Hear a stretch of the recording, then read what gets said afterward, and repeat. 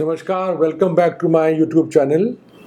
अभी मार्केट में एक बहुत ही आप कह सकते हो कि पेशेंस टेस्टिंग फेज चल रहा है, क्योंकि मार्केट ना बहुत ज़्यादा टूट रही है, ज़्यादातर सेलिंग हो चुकी है, पर दोबारा एक तरह से मोमेंटम में नहीं आ रहा, तेज़ी का मोमेंटम भी नहीं आ रहा। इंडिविजुअल थोड़ी स्टॉक स्पेसिफिक मूवमेंट्स हो रही हैं।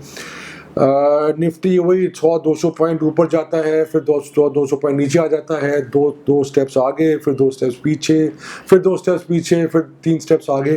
तो कहने की बात यह है कि इस टाइम ऐसा फेज है जहां पर कि बहुत पेशेंस टेस्ट होगी, क्योंकि रिटर्न्स आएंगे नहीं, और जो सेलिंग है उसका भी अब मौका नहीं है, क्योंकि काफ़ी स्टॉक्स गिर चुके हैं ऑलरेडी, काफ़ी लो वैल्यू पे हैं, तो बेचने की भी रिकमेंडेशन नहीं हो सकती। और जो बाइंग की है वो बाइंग का ज़्यादातर अकाउंट्स में ऑलरेडी इन्वेस्टेड होगा, और अगर नहीं है तो आप बाय तभी कर सकते हैं अगर आपके पास काफ़ी लंबी अवधि का समय हो, क्योंकि इमीडिएटली कोई ऐसा मार्केट में मोमेंटम आता हुआ दिख नहीं रहा। तो इस जो बिल्कुल ये साइडवेज दौर है, इसमें एक मेजर कैजुअलिटी होती है एसआईपीज। तो आज मैं इसी के बारे में बात करूंगा, क्योंकि एसआईपीज में क्या होता है कि एसआईपीज जब तक मार्केट चल रही होती है, SIPs obviously are very attractive. जब मार्केट गिरती है तब एसआईपी एक तरह से बहुत अच्छा होता है, क्योंकि आपके नीचे लेवल्स पे इन्वेस्टमेंट जाती है तो एवरेजिंग अच्छी हो जाती है। उसके बाद one has to wait for the next bull run, क्योंकि अभी क्या होगा कि एवरेजिंग आपकी हो भी गई नीचे, पर क्योंकि मार्केट साइडवेज है तो रिलेटिवली आपका जो अंडर परफॉर्मेंस है एसआईपी का वो बढ़ता जाएगा। ऑलरेडी आपका 1 साल के पीरियड में रिटर्न्स कम होते जाएंगे, कम हो रहे होंगे।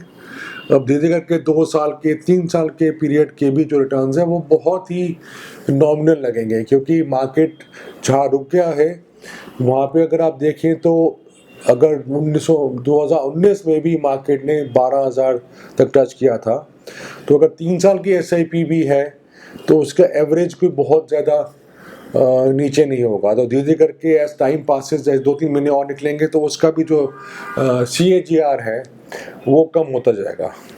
तो अब ये इस टाइम क्या होता है कि ज़्यादातर इन्वेस्टर्स गलती करते हैं कि ये जो एक तरह लाल पीरियड है, इसमें क्योंकि रिटर्न्स कम हो जाते हैं तो अपनी वो पेशेंस खो जाते हैं, और एक तरह से एक डिसीजन लेते हैं कि यार छोड़, इसको बंद कर देते हैं, जब दोबारा मार्केट चलेगी तो फिर आ जाएंगे।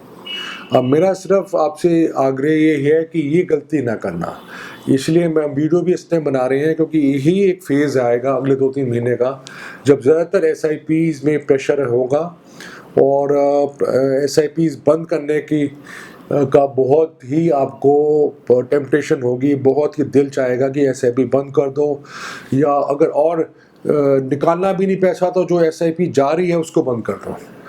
दोनों चीज़ें नहीं करनी, क्योंकि अगर आप एसआईपी जो जारी है अंदर वो बंद करोगे तो दोबारा चलाना बहुत मुश्किल है, क्योंकि चाहे मार्केट नीचे जाए या ऊपर जाए, वो दोबारा एक बार जो डिसीजन ले लेते हैं उसके बाद दोबारा से स्टार्ट करना बहुत ही मुश्किल होता है। और अगर गलती से आपने जो अमाउंट एक्यूमुलेटेड है वो भी निकाल लिया तो फिर तो आपका पूरा ही जब भी अपसाइड आएगा वो सारा आप मिस करोगे।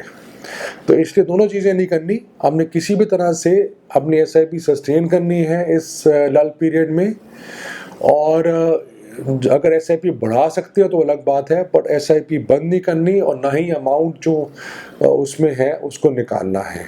आपने जब शुरू किया था मैंने हमेशा बोला है कि एक लंबी अवधि के लिए होता है एसआईपी, तो जो आपका गोल है वो अगर आ गया तो अलग बात है, अदरवाइज आपने इसको छेड़ना नहीं है, क्योंकि इस टाइम अगर आप छेड़ेंगे एसआईपी को तो वो सारा ही बेनिफिट आपका ख़राब हो जाएगा।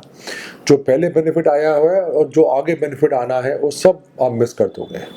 तो इसलिए ये मैंने वीडियो इसलिए बनाया कि आपको सबको बताने के लिए कि ये लाल पीरियड जो है, क्योंकि मार्केट एक तरह से जो फॉल है तकरीबन ज़्यादातर आ चुका है, अब ये जो लाल पीरियड है इसमें पेशेंस रखनी है, इसमें अपने लॉन्ग टर्म फोकस है उसको आपने छोड़ना नहीं है, आपने फेथ रखनी है इक्विटी मार्केट में, और आपको विश्वास होना चाहिए कि अल्टीमेटली ये मार्केट दोबारा चलेगी। 6 महीने, साल, 1.5 साल किसको नहीं पता, पर जब भी वापस चलेगी तो ये एसआईपी रिटर्न्स फिर से बहुत अच्छी होंगी।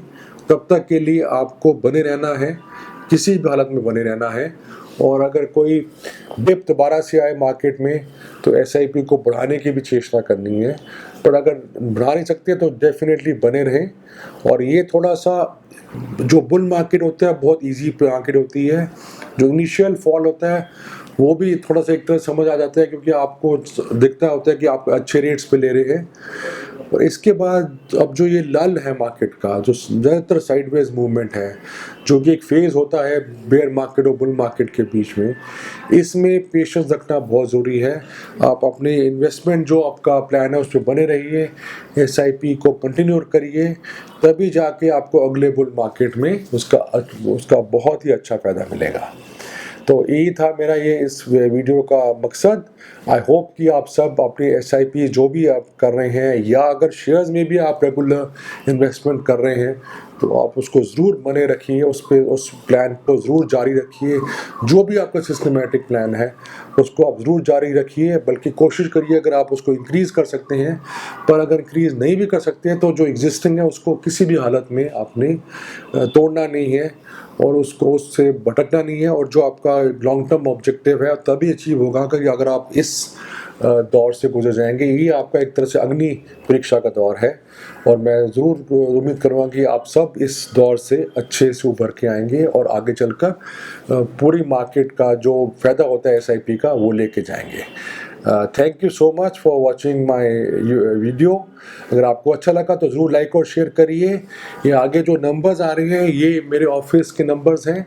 इसमें अगर आपको ना सिर्फ इन्वेस्टमेंट इन्वेस्टमेंट के लिए आपको कॉल करना है, अगर आपको किसी भी तरह का क्वेरी है म्यूचुअल फंड्स के ज़रिए, कोई आपने इन्वेस्टमेंट किया हो या इन्वेस्टमेंट करना चाहते हो, या कोई भी पोर्टफोलियो लिंक्ड आपको कोई क्वेरी हो, तो आप इस फ़ोन पे करके आप पूछ सकते हैं। जैसे मैंने बताया कि ज़रूरी नहीं निवेश करना है, अगर आपको कोई क्वेरी है तब भी आप इस नंबर पे आप प्लीज़ फ़ोन करिए और अपना जो भी डाउट है आप हमें पूछिए। हम पूरी कोशिश करेंगे आपका डाउट क्लियर करने के लिए।